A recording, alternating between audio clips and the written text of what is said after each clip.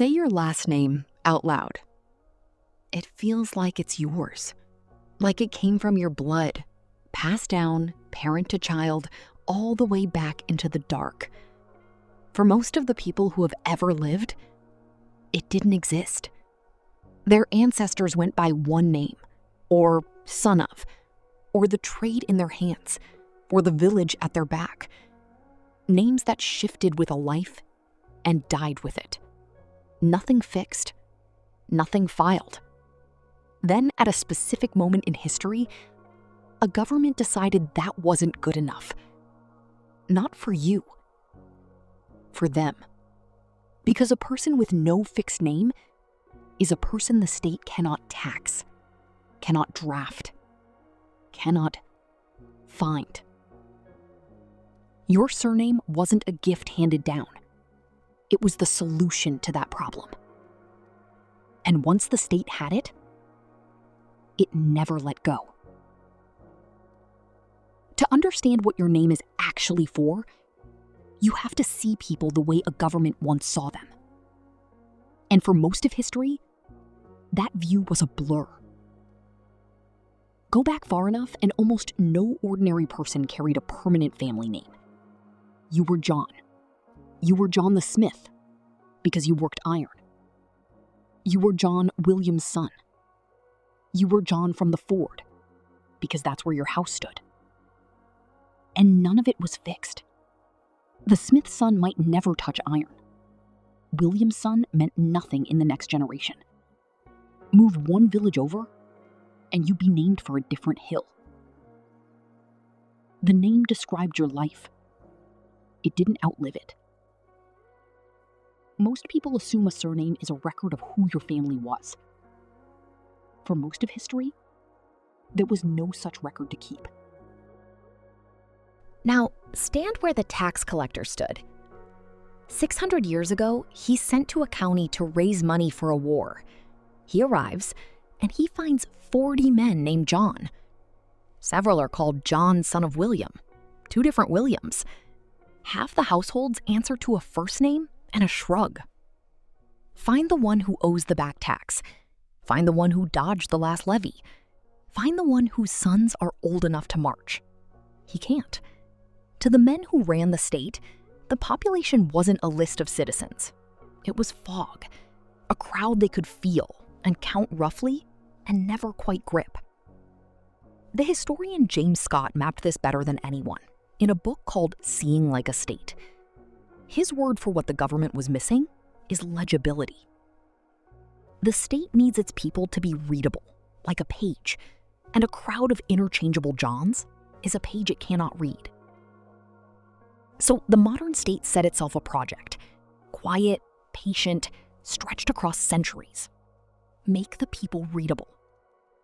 It fixed the measures, so a bushel meant one thing everywhere. It mapped the land, so every field had one owner on record. And it fixed the name, welding a permanent, inherited surname onto every person, one that would not move, would not lapse, and would pass down whether you wanted it or not.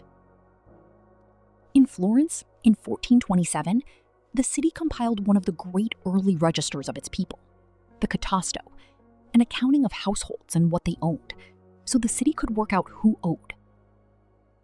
A government learning, for the first time, to see its citizens as entries in a book.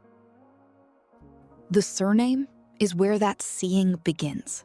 It's the first column, the thing every other fact about you gets filed under. And the people being counted understood exactly what it meant. England, 1381.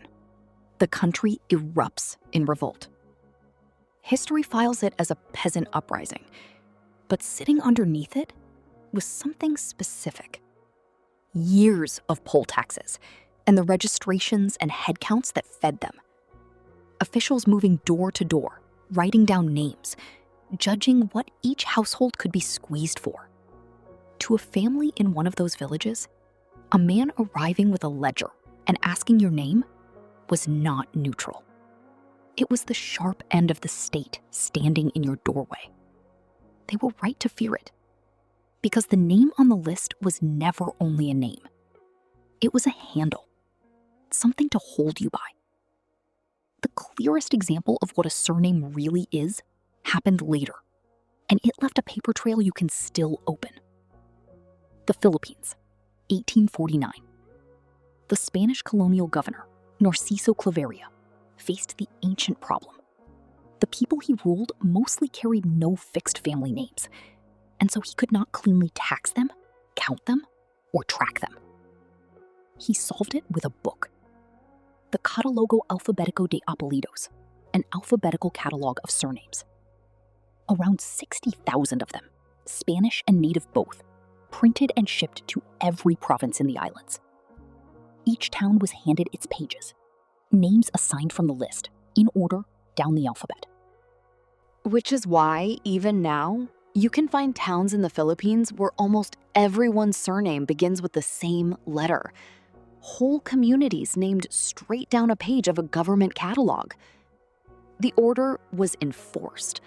By some accounts, the mother of the man who would become the country's national hero was made to walk for miles for refusing the surname she'd been assigned.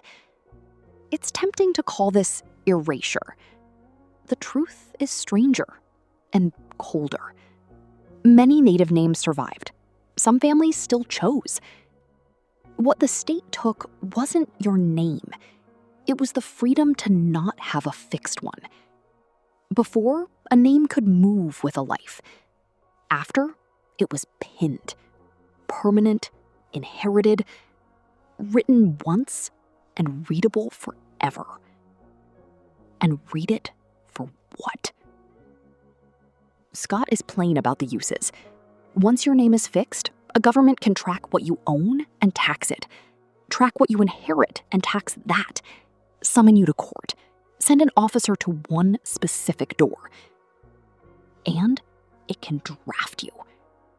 That's the part that's easy to walk past. The same clean list that lets a state collect a tax lets it raise an army. A legible population is a conscriptable one. The spread of the fixed name runs right alongside the rise of modern citizenship, the vote and the uniform arriving as two halves of a single bargain. The state can see you now, which means it can ask of you what it never could before, including your sons. Here's the turn. The system worked. It worked so completely that it vanished. You don't feel your surname as an instrument of taxation. You feel it as yourself. It's the name you defend, marry into, grieve under, cut into stone. The tool became so ordinary, it stopped looking like a tool and started looking like your soul. That isn't a side effect. It's the proof of how well it worked. The most complete kind of control is the kind you mistake for who you are. And the surname was only the first tag. Scott calls it, in the end, a crude instrument, and everything after it was a refinement. The census, the birth certificate, the fixed address, the identity card, the passport, the social security number, the photograph, the fingerprint, and now the strand of DNA. Each one a sharper lens, each one making you a little more readable than the tag before. The surname didn't only make you findable, it taught you to hold still, while the state, century by century, learned to look closer. So, say your last name out loud, one more time.